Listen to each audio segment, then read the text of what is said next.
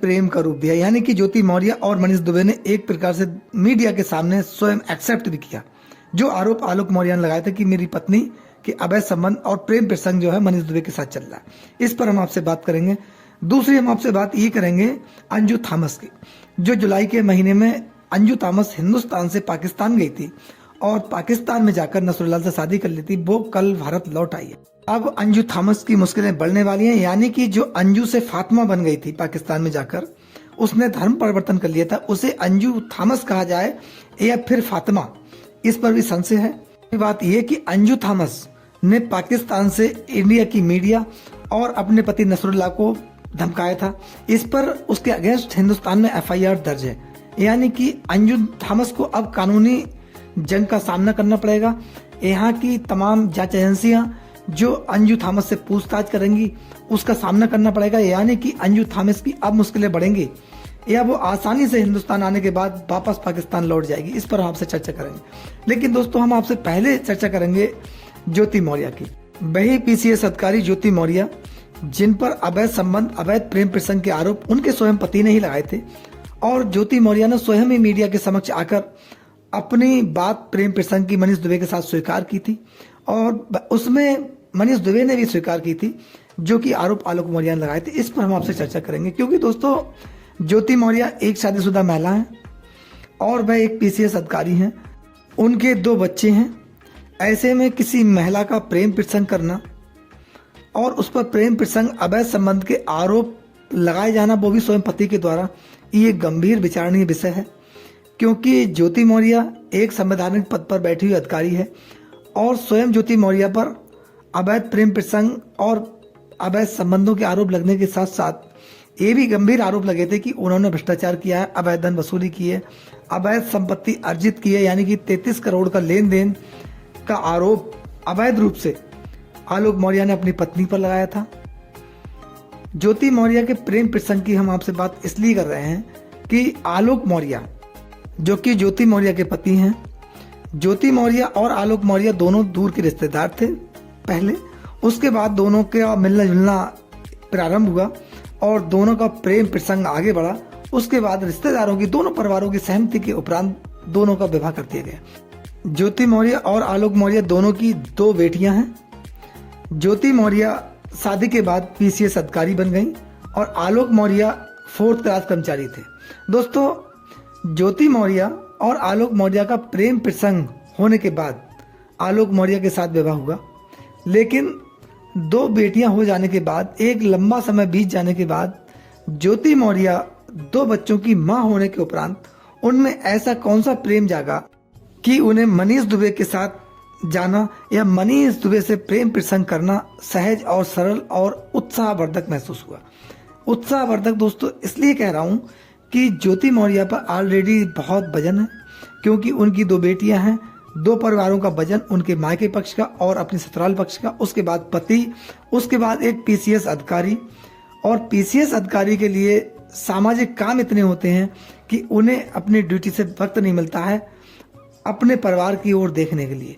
लेकिन ऐसे में ज्योति मौर्य का प्रेम प्रसंग करना, क्या ज्योति मौर्य ने अपने प्रेम प्रसंग के चलते अपने पद का निर्वहन ठीक से किया होगा, या फिर वो एक अच्छी मां साबित हो सकी होंगी, क्योंकि बच्चों की देखरेख करने में ही अधिकांश परिवार के लोगों का समय काफी निकल जाता है, अपने लिए समय नहीं दे पाते हैं। फिर ज्योति मौर्य के पास इतना वक्त कहां से आया? इसका ये अनुमान लगाया जा सकता है कि ज्योति मौर्य ने अपने पद का निर्वहन ठीक प्रकार से नहीं किया होगा। केवल ज्योति मौर्य को अपने पद को केवल अपने स्वार्थ के लिए यूज करना या अपने निजी हित साधना, इसके चलते ही केवल एक ड्यूटी भावना की दृष्टि से ज्योति मौर्य ने अपनी नौकरी की होगी।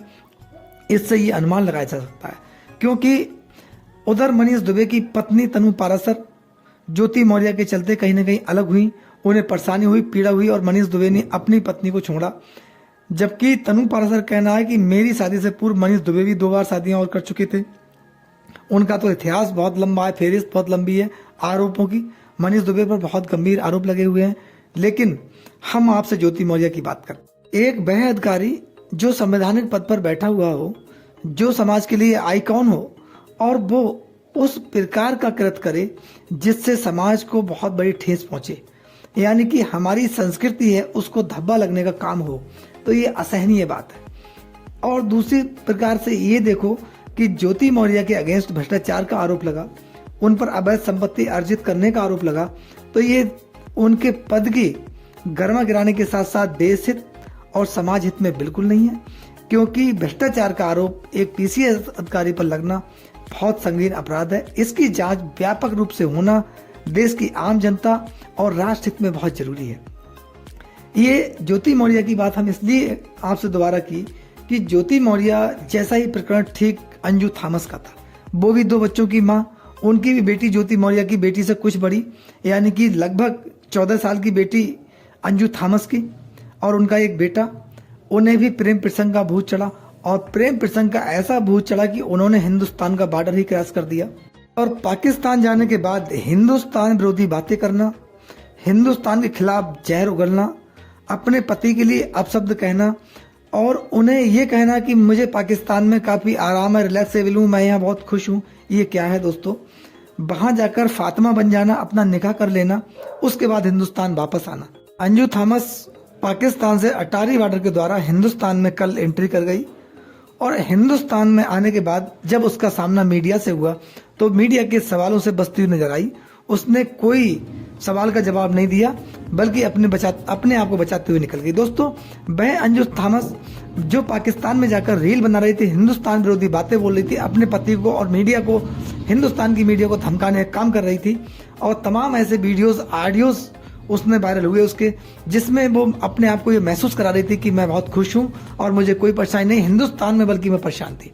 अपने पति अरविंद के बारे में उसने क्या शब्द बोले ये देखिए। इसके चलते उसके खिलाफ एफआईआर भी हिंदुस्तान के अंदर दर्ज हुई। लेकिन अब अंजू उर्फ फातिमा को हिंदुस्तान में कानूनी प्रक्रिया का सामना करना पड़ेगा, उन्हें तमाम जांच एजेंसियों के सवालों का जवाब देना पड़ेगा, और जो बात कहकर हिंदुस्तान के अंदर अंजू उर्फ फातिमा आई है, उसका कहना है कि मैं अपने बच्चों से मिलना चाहती हूँ, बच्चों के बिना बहुत परेशान हूँ। क्या इसके पीछे कोई चाल हो सकती है? जिस प्रकार से हिंदुस्तान से वह पाकिस्तान गई थी, क्या वह देश विरोधी गतिविधियों में लिप्त थी? इसकी भी जांच होगी। लेकिन दूसरी बात और है कि वह अपने बच्चों से क्या आसानी से मिल पाएगी, या उसके पति अरविंद और उसका माँ के पक्ष के जो लोग हैं काफी अंजू से दूर हैं और नाराज हैं, क्या वह आसानी से मिल सकती है अपने बच्चों से? क्या उसे कानूनी प्रक्रिया का पालन करना पड़ेगा? जी हाँ, अब अंजू को कानूनी प्रक्रिया का सामना करना पड़ेगा, और तमाम जो जांच एजेंसी हैं उनका भी सामना करना पड़ेगा, उनके सवालों का जवाब देना पड़ेगा, क्योंकि ये राष्ट्र सुरक्षा का मामला है और राष्ट्र सुरक्षा सर्वोपरि है। दोस्तों, अंजू थॉमस का जो प्रेम प्रसंग, जो फरमान चढ़ा, वह उस उम्र में चढ़ा जब उनके बच्चे बड़े हो चुके हैं, और वहां पर उनके परिवार की जिम्मेदारी उनके पर होना चाहिए थी। ठीक इसी प्रकार से ज्योति मौर्य पर प्रेम प्रसंग का जब भूत चढ़ा, तब उन पर देखा जाए तो वो भी उम्र के उस पड़ाव पर थी जिन पर परिवार की जिम्मेदारी और एक संवैधानिक पद पर बैठे हुए अधिकारी के रूप में उन पर जिम्मेदारी, यानी कि 2 जिम्मेदारियां ज्योति मौर्य पर थी। क्या इस प्रकार का कृत्य समाज और भारतीय संस्कृति के लिए घातक नहीं है? इस पर हम आपसे राय चाहते हैं। आपकी राय क्या है? अपनी राय हमें कमेंट्स बॉक्स में जरूर दें। नमस्कार, जय हिंद, जय भारत, धन्यवाद।